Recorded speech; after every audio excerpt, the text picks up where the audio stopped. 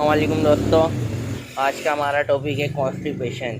جیسا کہ آپ کی شربت کا نام دیکھ سکتے ہیں، پرولیکس، یہ ایک بیسک قدرتی اجزاء پیون جوس سے بنایا گیا ہے قبض سے آرام کے لیے۔ 120 ملی لیٹر کی پیکنگ کے ساتھ یہ آپ کو دیا جا رہا ہے۔ اس کی قیمت آپ کو دکھاتے چلیں، اس کی قیمت ہے آپ کی 300 روپیز، اور یہ ایک ملٹی نیشنل کمپنی کا ہے۔ یہ آپ کو ہر اچھے میڈیکل اسٹور پر مل جائے گا۔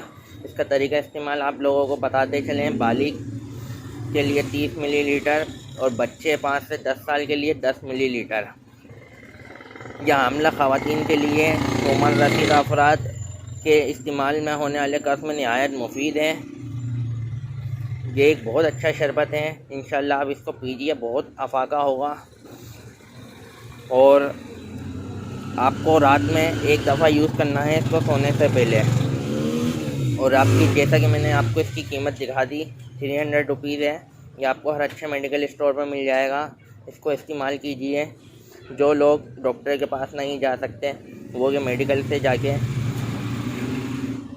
لے سکتے ہیں۔ اس میں کوئی وہ مذائقہ نہیں ہے۔ انشاءاللہ آپ لوگوں کو بہت فائدہ ہوگا۔ ملتے ہیں نیکسٹ ویڈیو میں۔ اللہ حافظ۔